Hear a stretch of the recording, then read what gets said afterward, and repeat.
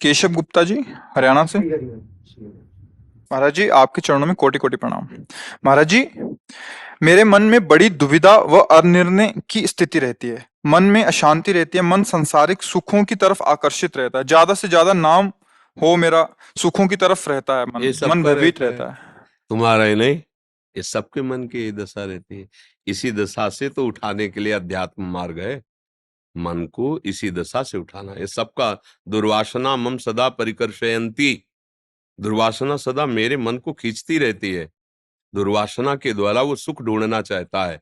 ये दुर्वासना ये देह का अभिमान रख करके मेरा नाम हो जाए, मेरी कीर्ति हो, या मुझे मनचाहा भोग मिले, ये तुम्हारी नहीं, पूरी सृष्टि के मन की बात है। इसी दशा से केवल अध्यात्म उठा सकता है, दूसरी कोई बात नहीं है। अगर हम अध्यात्म मार्ग का अनुसरण करें तो हमारे मन की दशा अध्यात्म की भूमिका होती है। जैसे जैसे भूमिका के ऊपर आप चढ़ते चले जाएंगे, वैसे वैसे, जैसे नीचे, आप नीचे पे खत, ऊपर क्या आनंद है आपको पता नहीं। जब ऊपर जाओगे तब नीचे का लघु लगेगा ना, तो अपने आप छूट जाएगा ना। अगला कदम जमते ही पिछला उठा करके आप आगे बढ़ सकते हैं। अब हमारा अध्यात्म में प्रवेश ही नहीं है, तब दुविधा बनी रहती है। और जब तक दुविधा है तब तक सुविधा की मांग रहती है, और सुविधा की मांग ही हमारी दुर्गति का कारण बनता है। आप देख लो, अगर इतने रुपए हो जाए तो मेरा बहुत बढ़िया काम चलेगा, तो कैसे हो जाए? तो बोले भाई चाहे जैसे हो, इतने रुपए चाहिए। और निकल गया धर्म के मार्ग में, फिर वो फंसते फंसते ऐसा फंस गया कि जो सोचा था वो तो कुछ हुआ नहीं, उल्टा ही उसको दंड भोगना पड़ा, नाना प्रकार के कष्टों को। तो मुझे लगता है अध्यात्म मार्ग का अनुसरण किया जाए तो हमारे मन की ऐसी स्थिति हो जाएगी कि जो वास्तविक सुख है, उस सुख का अनुभव करते हुए अपने कर्तव्य कर्मों को करता रहे। अगर आप ठीक से चलोगे तो चाहो या ना चाहो आपका यश हो जाएगा। आप ठीक से चलो, धर्म से चलो, तो आप ना चाह करो तो भी आपको यश प्राप्त हो जाएगा, सुख प्राप्त हो जाएगा। आप चाहो या ना चाहो, अधर्म करोगे, पाप करोगे, तो आज नहीं कल ऐसी निंदा होगी, ऐसे दुख में फंस जाओगे कि निकल ही नहीं पाओगे। मान लो जब तक आपके पुण्य साथ दे रहे हैं तब तक पाप कर रहे हो, और आप अच्छे लग रहे हो कि बढ़िया, कोई नहीं जान रहा, बड़ा खुशहाल जीवन है। और जब पुण्य खत्म हुए और आपका वर्तमान का किया हुआ पाप और जो जमा हुआ पाप, वो दोनों जब मिलेंगे तो ऐसी कालिक पुत जाएगी, कोई पहचानेगा ही नहीं कि तुम हो क्या चीज। आंख उठा के देख लो, बड़े बड़ों के देख लो ना, आंख उठा के खुद देख लो। शिक्षा यहाँ खुद मिल रही जगत में, आप देख लो ना आंख उठा के ऐसे। और फिर कोई देखने वाला नहीं। क्या हुआ? कुछ ऐसा हो गया जिससे सारे सुकृत नष्ट हो गए, सारे पुण्य नष्ट हो गए। इसका मतलब हम सही मार्ग में नहीं थे।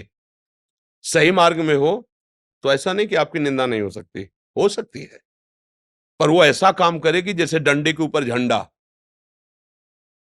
निंदा काम क्या करेगी? डंडा वाला। झंडा ऐसे हाथ में ले लो छोटा सा, वो डंडा ना हो तो इतना ही प्रकाश है। और जब निंदा होगी तो वो क्या काम करेगी? सही चलने वाले के ऊपर डंडे का काम करेगी। अब झंडा उसके ऊपर फहराएगा। मतलब विश्व में यश कीर्ति उसी की होगी, चाहे तुम निंदा खोपड़ी के बल खड़े होकर कर लो, क्योंकि सत्य पे चलता है तो उसकी यश कीर्ति बढ़ती चली जाएगी। कुछ तुम्हें प्रभाव लगेगा कि हमारी निंदा से हो रहा है, लेकिन वो निंदा ही उसके यश का कारण बन जाएगी। और यश खूब हो रहा है और अधर्माचरण हो रहा है तो चुप रहो, ऐसी ऊंचाई से पटका जाएगा, किसी काम का नहीं रहेगा। इसलिए दुविधा तो रखनी ही नहीं, सीधी बात समझ लो, भगवान का आश्रय लेकर ठीक से चलो, धर्म से विषय भोगो जो तुम्हें गृहस्थी में जितनी सीमा में बांध दिया गया है, और नाम जप करो, दूसरों की सुख की भावना रखो, आगे बढ़ते चले जाओगे, तुम्हारा यश अपने आप हो। जब फूल में पराग में सुगंध आ जाती है तो भौरों को चिट्ठी नहीं भेजनी पड़ती, भौरे मड़राने लगते हैं। समझ रहे हो ना? ऐसे ही जब आप में वो भागवती तेज और सद्गुण आ जाएगा ना, तो अपने आप यश होने लगेगा, कहीं पोस्टर छपवाने की जरूरत नहीं पड़ती। सबके हृदय में पोस्टर छप जाता सच्चाई का। और ऐसे चाहे जितने पोस्टर छपाओ, उससे थोड़ी बात बनती है। तो यश कीर्ति की चाह क्यों करते हो? भगवान का यश गाओ, सत्य मार्ग में चलो, तो त्रिभुवन में यश हो जाएगा। यहाँ की क्या बात, ब्रह्मा भी नमस्कार करेंगे। सत्य मार्ग का अनुसरण करने के लिए मानव देह मिली, केवल पशुवत भोग भोगने के लिए नहीं। निद्रा, भय, आहार, मैथुन, ये सब सृष्टि के जीव भोग रहे। अगर इतना ही सीमित है केवल, तो आप में और पशु में अंतर क्या रह गया? आप विवेक के द्वारा देवताओं से भी ऊपर उठ सकते हो। देवता तो केवल देवलोक में है, आप भगवान का स्वरूप धारण करके भगवान के धाम में जा सकते हो, आप जगत पूजनी बन सकते हो, आप जगत का मंगल करने वाले बन सकते हो, पर उसके लिए आपको प्रयत्न करना पड़ेगा, धर्म पे चलना पड़ेगा, शास्त्र संयम में रहना पड़ेगा। और ये मन इतना दुष्ट है, बाहर से डंडा मारो सह जाएंगे, लेकिन मन की मार सहना बड़े बड़ों के लिए, बड़े बड़ों के लिए। और मन की मार वही सह पाता जो भगवान का भरोसा लेके नाम जप करता, पक्का। यह अनुभव की बात कहते हैं। अगर नाम जप नहीं, भगवान का सहारा नहीं, तो मन की मार नहीं सह सकते, चाहे जितने बड़े वीर हो। मन तुम्हें घुटने टिकवाना जहां चाहेगा वहीं टिकवा देगा। कहोगे अपने को बहुत बलवान, लेकिन घुटने वहीं टिकवाएगा जहां चाहेगा। और बलवान वही है जिसने इस मन को अपने अधीन कर लिया। सबसे बड़ा गुरु वही जो मन को चेला बना ले। नहीं चाहे जो कुछ कहो, चेला मने के रहते समझ आ रहा ला? मन जो चाहता वही करना पड़ता है, फिर किस बात के। वही गुरु सबसे बड़ा, चाहे पैंट शर्ट में हो, वही सबसे बड़ा गुरु जिसने मन को चेला बना दिया। जहां चाहो वहां लगाओ, जहां चाहो हटा लो, तो आप समझ में आया कि तुम वीर आदमी हो। अभी क्या है, जहां चाहता वहां गिरा देता, हम रोते रहते हैं कि सुना था नहीं करना चाहिए, पर पता नहीं क्या हो जाता, मैं कर देता हूं, क्योंकि तुमको गुलाम बना के रखा है। मन की गुलामी से कोई मुक्त करवा सकता है तो भगवान और उनका नाम। समझ रहे? कृष्णा जी लुधियाना पंजाब से। श्री हरिवंश बाबा, आपके चरणों में दंडवत प्रणाम। बाबा, बुरी संगत या बुरे बच्चों से कैसे बचा जाए? उनसे हम दोस्ती न करें, लड़ाई भी न करें, उनसे दोस्ती न करें। उसे शब्द कहते हैं उदासीन। जो अवगुण निंदनीय आचरण करने वाले जन हैं, उनसे हमें द्वेष भी नहीं करना और मित्रता भी नहीं करनी। तो उदासीन अति रही गोसाई। उदासीन का मतलब हमारा उनसे कोई मतलब नहीं है। अगर हम गंदे बच्चों का संग करेंगे तो गंदी आदतें हमारे अंदर आ जाएंगी, गंदी आदतें आ जाएंगी तो हमारा जीवन बेकार हो जाएगा। बहुत इस समय खतरनाक ये दोस्ती चल रही है, जो मोबाइल और बच्चों की जो हालत है, मतलब चिंतनीय है। जैसे छोटे से पौधे में दीपक लग जाए तो उस किसान की हालत क्या होगी, पूरी खेती बर्बाद हो जाएगी। अब कुछ ऐसा समय आ रहा है कि हमारे जो बड़े महापुरुष हैं, जिनके वचन के प्रभाव से अमंगलों का नाश होता है, उनकी हालत शरीर की ऐसी प्रभु किए दे रहे हैं कि मतलब बड़ा कष्ट होता है। जैसे अब एक तो प्राय रह ही नहीं गए, कुछ उपासक हैं जो एकांत भजन करके अपना कल्याण चाहते हैं, और आवश्यकता हमें हमारी समाज को ऐसा है कि अनुभूत और शास्त्र सम्मत वाणी के द्वारा जगत का। अब सत्संग नहीं मिलेगा, शास्त्र स्वाध्याय नहीं होगा, तो अध्यात्म का पता नहीं, तो फिर पता वही है टीवी और मोबाइल और गलत बच्चों का संग।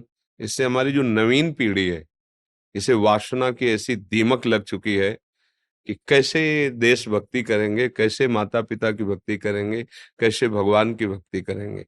अगर ये जीवन में नहीं तो फिर पशु और मनुष्य में अंतर क्या रह गया।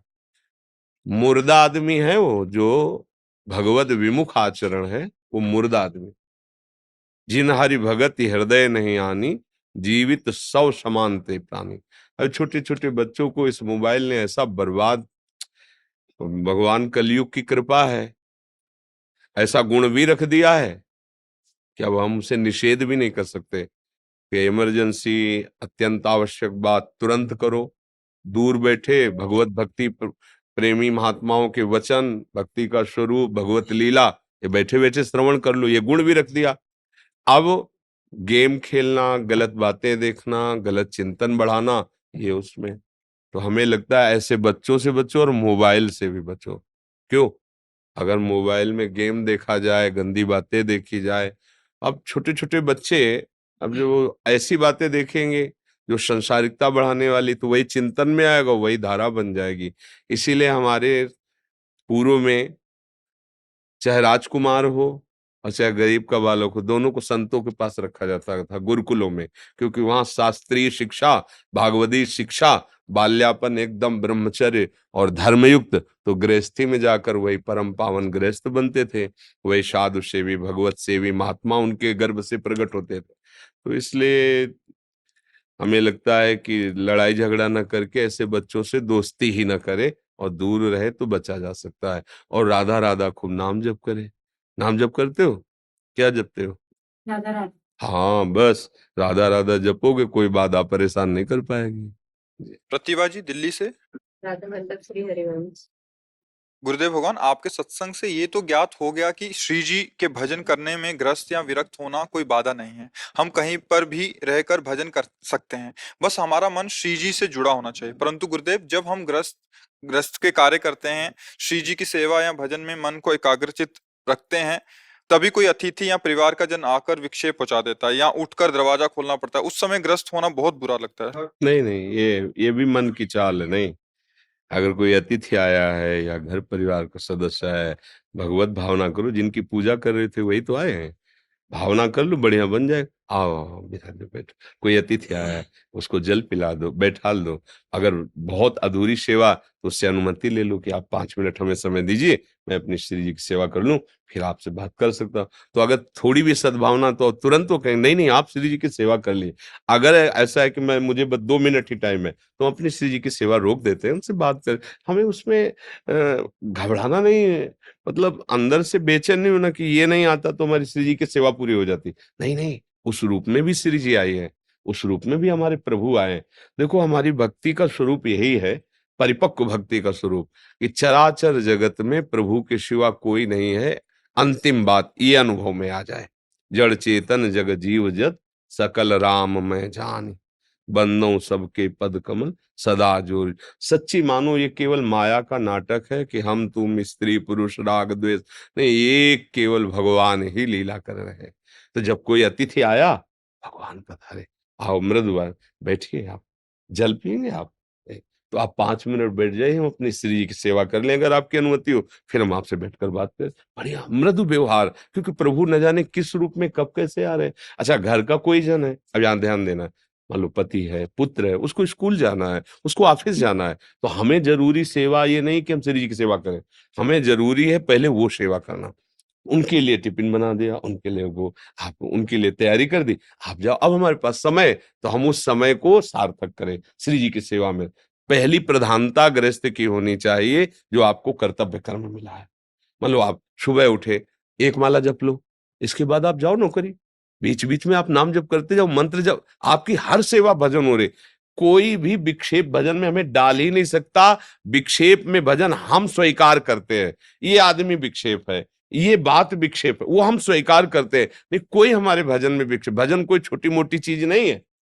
भजन ऐसी महान चीज, पूरे विश्व को पचा जाए, पूरे विश्व का विरोध सह करके भी मुस्कुरा दे। भजन बहुत बड़ा बल है। इसलिए छोटी-छोटी बातों में विक्षिप्त होना ठीक नहीं है कि गृहस्थी में होना, फिर अगर हम बाबा जी होते या विरक्त होते तो भजन कर लेते, असंभव। भजन कोई खिलवाड़ नहीं है। अगर तुम गृहस्थी में नहीं कर पाए तो विरक्ति में नहीं कर पाओगे। बात समझ लो। अगर भजन जो परिस्थिति तुम्हें दी गई है और उसमें भजन कर लिए, तो अब चाहे विरक्ति हो चाहे गृहस्थी हो, हर परिस्थिति भजन में रहेगी। और जो ये सोचता है कि कोई एक कमरा मिल जाए, एकांत बैठ जाऊं, ऐसा करूं, तो अब मान गए। तुम एक कमरे में चले जाओगे, लेकिन हृदय में भरा हुआ प्रपंच जब अपना स्वरूप विस्तार करेगा, तब आप भजन में तन्मय नहीं हो पाएंगे। इसलिए जो परिस्थिति हमारे ठाकुर जी ने दी है, वो बहुत अच्छी है। उसी परिस्थिति में भजन कर लो, तो विश्व में तुम्हें कोई भजन से रहित नहीं कर पाएगा। अगर परिस्थिति की मांग में भजन की ऐसी परिस्थिति हो तो भजन, तो ये भी बात लिख लो कि आपका भजन कभी नहीं हो पाएगा। हम जिस परिस्थिति में हैं, वो हमारे लिए योग्य है और भगवान ने विधान किया है, और मुझे वैसे ही भजन करके दिखाना है, कोई परेशानी नहीं। मानवी गुप्ता जी चंडीगढ़ से। राधा वल्लभ श्री। राधा वल्लभ श्री हरिवंश। पूज्य महाराज, आपके चरणों में कोटि कोटि प्रणाम। महाराज जी, जब से कॉलेज के दोस्तों का संग होना शुरू हुआ है, तब से स्वाभाविक भक्ति कम हो गई है और संसार के भोग आकर्षित करने लग गए हैं। सत्संग भी लगातार नहीं सुना जाता, चित्त घबराता है। कृपया इसका निवारण करें। अब बच्चा, तुम तो इतने केवल कह रहे हो, हमें तो ऐसे भी बच्चे मिले कि हम नहीं करना चाहते, पर जबरदस्ती अगर ना करें, ना पिए, ना खाएं, तो हमारा निरादर करते हैं, हमें अपमानित करते हैं, हमें ऐसा। तो आप सबके बीच में अगर उनसे मिले ना, तो एक अकेलापन में, मतलब ऐसे। अब देखो, अगर सही मार्ग में चलना है तो भगवान के सिवा कोई हमारा मित्र नहीं है, ये तो मानना पड़ेगा। तुम्हें भक्ति में सपोर्ट दे सके पूरे संसार में केवल भगवान या भगवान के स्वरूप भक्तजन। तुम्हार सेवक असुरारी, इसके सिवा आपको कोई सपोर्ट दे, मुझे ऐसा लगता है कि नहीं। क्योंकि यहाँ छल कपट और स्वार्थ का वासना का बोलबाला है, तो थोड़ा आपको सपोर्ट करने की चाल चलेगा और आपसे अपने स्वार्थ की पूर्ति चाहेगा। पाए जान जगत में सब जन, कपटी कुटिल कलयुगी टंच, मेरी सो भैया कृष्ण गुण संच। महाप्रभु हरिवंश चंद्र जो कहते हैं, कोई भी तुम्हें प्रेम करेगा तो कपट से करेगा, सच्चा प्रेम तो केवल गोविंद करते हैं। गुरु गोविंद ही सच्चा प्रेम करते हैं, दूसरा कोई प्रेम नहीं करता। तो मुझे लगता है जितने से काम चल जाए, अर्थात हमारा धर्म नष्ट ना हो, उतना तक तो व्यवहार ठीक है। क्योंकि आप विद्यालय में हो या किसी कार्य क्षेत्र में हो, ऑफिस में हो, ऐसा नहीं हो सकता कि वहां तुम उदासीन बन करके मौन रह सको। मान लो आपसे बड़ा ऑफिसर है, आप उसकी ड्यूटी में हैं, वो आपसे बात कर रहा है तो आपको बात भी करना है, पर जितने में हमारा धर्म नष्ट ना हो उतनी सीमा तक तो है। इसके बाद फिर नौकरी का प्राण भी छोड़ना पड़े तो हम प्रभु को नहीं छोड़ेंगे, धर्म को नहीं छोड़ेंगे। ऐसी निष्ठा रखनी चाहिए कि अगर कोई हमारे प्राण भी हरण करे तो हम अपने धर्म को नहीं छोड़ेंगे। हम नौकरी के लिए अपना धर्म नहीं त्याग देंगे। ऐसी विद्या क्या जो अविद्या का विस्तार कर दे, काम क्रोध आदि की वृत्तियां बढ़ा दे, व्यसन बढ़ा दे, माता पिता का निरादर करना सिखा दे, ये तो घोर अविद्या है? जब आप मनमानी आचरण करोगे तो माता पिता को स्वयं निरादर हो जाएगा, आप उनकी आज्ञा का पालन नहीं करोगे। शास्त्र और ऋषि मुनियों का, महात्माओं को स्वयं निरादर हो जाएगा, क्योंकि आप उनकी आज्ञा का पालन नहीं करोगे। तो वो क्या साथी हुआ, वो क्या विद्या हुई, वो क्या सत्कार्य हुआ?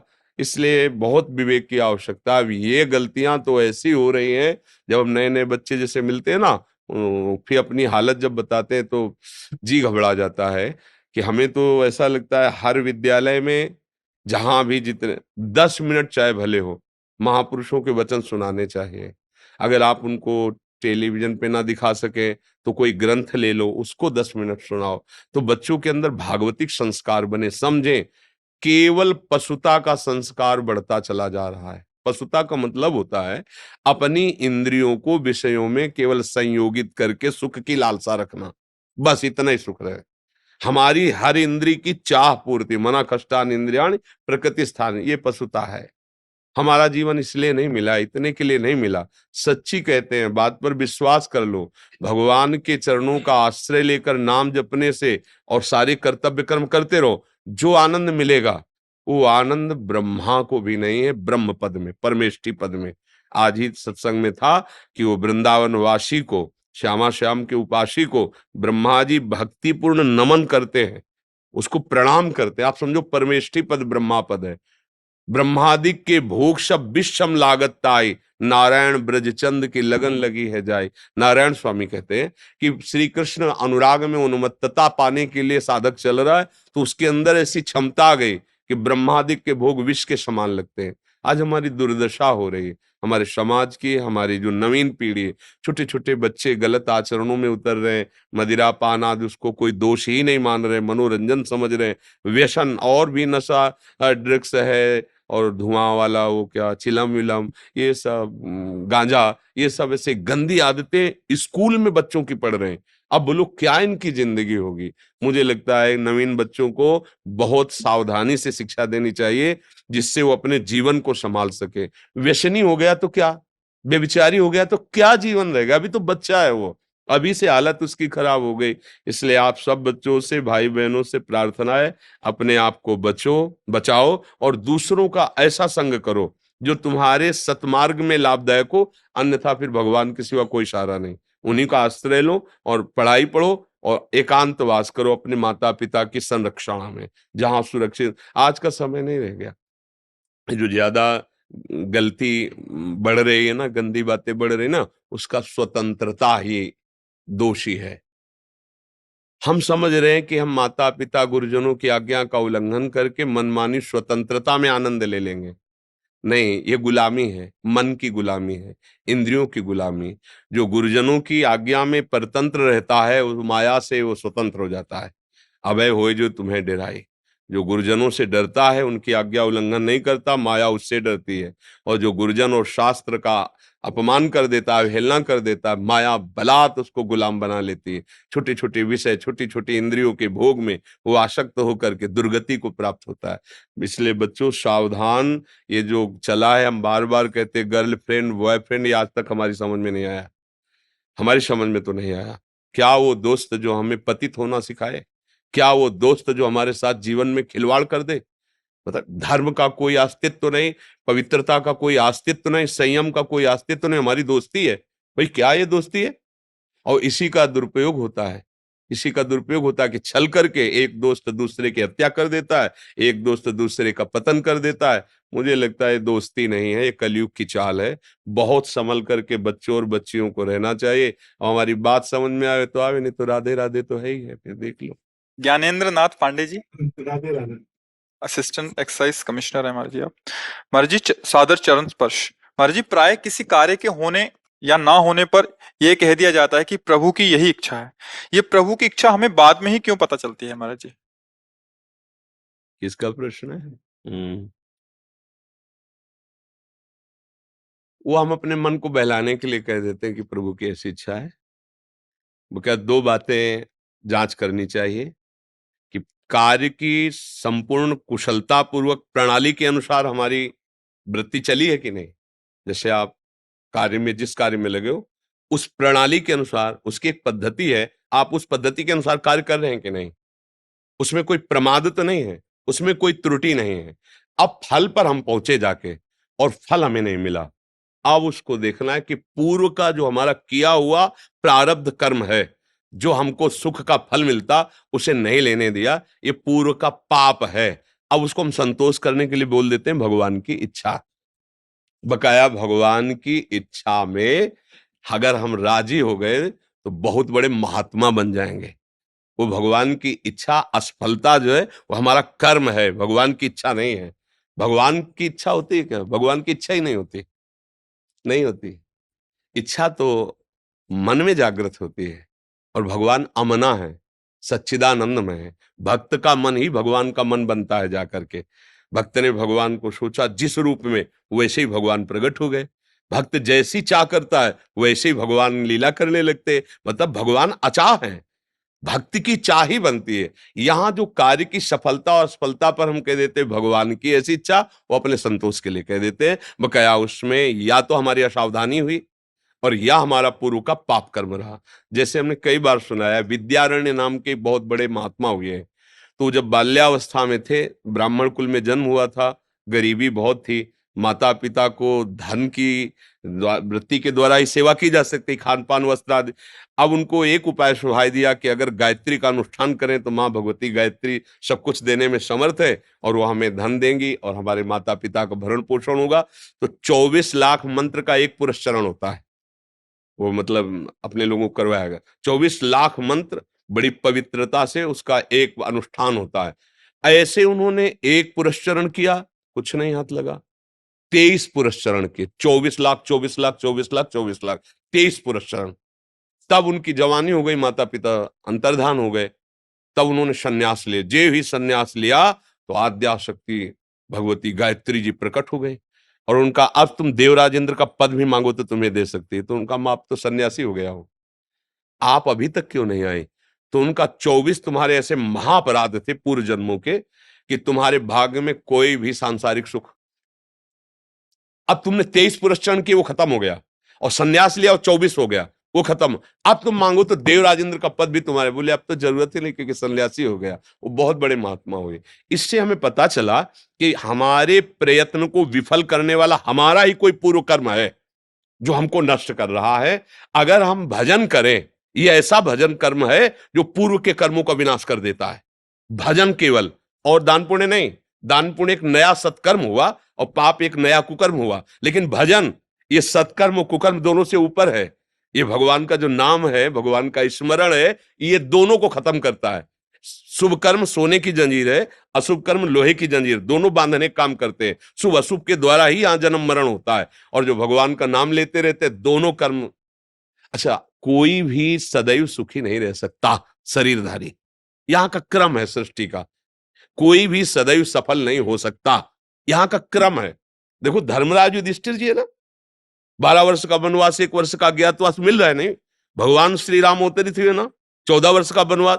तो हमको इस बात से ध्यान रखना है, प्रयत्न पूरा करना है। अगर फल हमें उसकी नहीं प्राप्ति होती तो हमें निराश नहीं होना, उदास नहीं होना, फिर प्रयत्न करना है। क्योंकि हमारा पूर्व का कोई कर्म ही हमें, कौन काहू के सुख दुख कर दाता, निज कृत कर्म भोग सुन भ्राता। तो बोले भगवान की क्या आवश्यकता है? भगवान की ऐसी आवश्यकता है कि जैसे वकालत में सिद्ध हो गया कि ये मुजरिम है, जज ने निर्णय कर दिया कि इसको फांसी की सजा दी जाए, अब राष्ट्रपति एक है जो उसे क्षमा कर सकता है। इसलिए आवश्यकता भगवान की है। हमारे कुछ ऐसे कर्म हो चुके जो हमें बहुत दुख देने वाले, हमारे कुछ ऐसे कर्म हो चुके जो चंद सुख देने वाले, हमको इस छोटे मोटे दुख और सुख से बचा सकते हैं, तो राष्ट्रपति है भगवान, अनंत ब्रह्मांडों के स्वामी, हमें बचा लीजिए। हम इस सुख दुख के थपेड़े में कब तक पड़े रहेंगे, वो माफ कर सकते हैं। इसलिए भगवान की आवश्यकता है, भजन करो और सत्कर्म करो, और हार में भी हारो मत। एक बार हारे हो, 2 बार हारे हो, 3 बार हारे हो, हमारा अविनाशी स्वरूप हम जीवन भर प्रयास करेंगे और एक दिन सफल हो जाएंगे। कितना हमें परास्त कोई करेगा, समझ रहे हैं आप? और भगवान की इच्छा मानकर हम संतोष कर लेते, वह क्या भगवान की उसमें इच्छा नहीं होती, या तो हमारी कोई त्रुटि होती है, या हमारा पूर्व का कोई पाप होता है जो हमें निर्णय ठीक नहीं मिलने दिया। ये जी, कुछ भक्तों ने आपके श्रीमुख से नाम चाहा है हाँ, महाराज। राधा राधा राधा वल्लभ श्री हरिवंश। और जो गुरु जी ने दिया है, खूब श्रद्धा पूर्वक नाम जप करो। नाम बहुत बड़ा अमृत है, बहुत बड़ा बल है। पर शराब पीना, मांस खाना, पराई स्त्री से या पराये पुरुष से व्यभिचार करना, ये सब गंदी आदतें रहेंगी तो केवल आप सुनोगे, सुना दोगे, आचरण नहीं पवित्र होंगे, आपका काम बनेगा नहीं। जिस कार्य के लिए मनुष्य जीवन मिला है वो कार्य नहीं बनेगा, पक्का समझ लीजिए। शुभ गति व्यभिचारी की नहीं होती। व्यसनी और दूसरों के मांस खाने वाले की बुद्धि में ऐसा निर्णय नहीं होता कि दूसरों का मंगल सोच सके। एक वो भी जीव है, जैसे हम अपने शरीर को प्यार करते हैं, ऐसे हर जीव प्यार करता है। हम दूसरे को मांस खाएं और मदिरा पिएं, व्यभिचार करें और सोचे अब हमें कोई आशीर्वाद दे दे कि हम सदैव इंद्र की तरह सुखी बने रहें, बिल्कुल बेकार की बात है। चाहे आप भाग के देख लो, दौड़ के देख लो, कर्म तुम्हारा बख्शने वाला नहीं। चाहे जिस तीर्थ में चले जाओ, चाहे जिससे आशीर्वाद ले आओ, कर्म तुम्हारी धज्जियां उड़ा देगा। वो कर्म एक बहुत सुव्यवस्थित विराजमान हो जाता है। जैसे आका हम बोले ना, राधा अब ये विराजमान हो गया। जैसे अमेरिका में अभी बात हो रही है, तो आप मिलाओ, जैसे स्टेशन पे ले लें लखनऊ, तो अब गाना बज रहा है लखनऊ में, सुनाई तुम्हारे गांव में दे रहा है। मतलब वो शब्द आकाश में गया और यंत्र ने उसे पकड़ के आपको सुना दिया। तो ऐसे कर्म आपने अभी किया, कोई नहीं जानता, वो विराजमान है। और जहां वो आया फिर तुम्हारी ऐसी तैसी करेगा, किसी से सपोर्ट की जरूरत नहीं है। वो बहुत बलवान कर्म होता है, अपने आप धज्जियां उड़ा देगा तुम्हें, और किसी के नहीं कि भाई हम इनको दंड दिलवाएंगे। वो पर्याप्त है वो दंड देने के लिए। छुपा लो तुम, ऐसे छुपा के मारेगा, बता भी नहीं पाओगे, ऐसी जगह मारेगा वो। इसीलिए कर्म से डरो, गंदे आचरण मत करो। ये जो मदिरा है, ये बुद्धि को भ्रष्ट कर देती है, आपको समझ में नहीं आता है। ऐसा लगता है कि हम बहुत मस्त हो रहे हैं। मस्ती देखनी तो आओ, राधा राधा बोलो, पवित्र भोजन पाओ, दूसरों को सुख पहुंचाओ, हृदय शीतल रहेगा। हम एक बार ऐसा करके देखो, तुम्हारे सामने सुंदर भोजन आया हो और कोई भूखा आदमी फुटपाथ में बैठा हो, आप वो भोजन उठा के उसको पवा दो और आप भूखे रह जाओ, फिर देखो आपका हृदय कैसा कहता है। जीवन भर तुम अच्छे अच्छे पाते रहो, ऐसा सुख नहीं मिलेगा जैसा सुख उस दिन मिलेगा जब किसी भूखे को पवा दोगे अपना हिस्सा, और आप भूखे रहोगे, तो आपके हृदय में जो शीतलता आएगी ना, वो पैसे से और भोजन से नहीं आएगी। मतलब परहित का कार्य और भजन, ये भगवान को बहुत जल्दी प्रसन्न कर लेता है। और मालिक प्रसन्न हो गया तो फिर दुर्लभ क्या रह गया।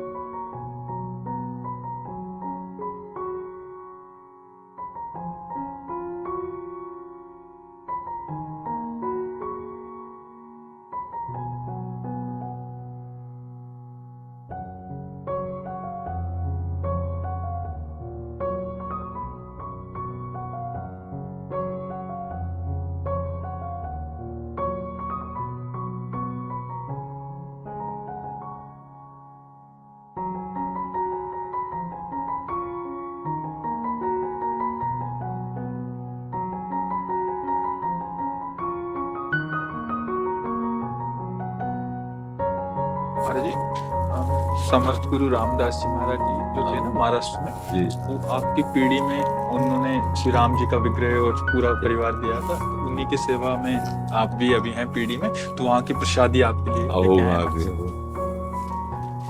वहाँ के वेद पाठी त्रिकाल संध्या करते हैं जी। ब्राह्मण।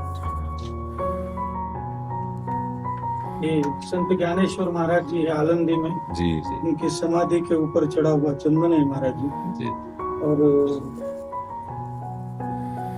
इन्हीं का एक छोटा सा विग्रह भी है जी। जो उस समय समाधि पर जी अभिषिक्त हो चुका है। जी।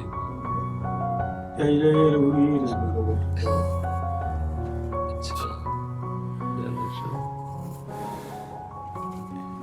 इसे जो रोज लगाते हैं ना चंदन विशाखा को जल में डाल करके महाराज जी पैठन में महावस्त्र बनता है पैठनी, जी ये आपके आराध्य के लिए श्री जी अच्छा के लिए। तो ये श्री जी के पास पहुंचा दो, वो अभी श्रृंगार करेंगे। श्रृंगार हमारे यहाँ समर्थ रामदास स्वामी महाराज जी ने 350-400 वर्ष पूर्व में जी राघवेंद्र सरकार को विराजमान किया है। जी उनको सर्दी में उड़ाया हुआ अवस्था। हाँ हमें उठा दीजिए। जय जय रघुवीर समर्थ समर्थ रामदास स्वामी महाराज की जय। जय जय श्री राम। महाराज जी अनुकूल आशीर्वाद। लाओ श्री जी की नाम। बड़ी कृपा करी, बड़ी महाराज जी ऐसा आशीर्वाद दीजिए हमारे वंश में भी कोई धर्म सूचित ना हो। जो महापुरुषों का आश्रय लेते हैं वो प्रणत कुटुंब पाल रखुदाई, भगवान उसके परिवार का भी संरक्षण करते हैं।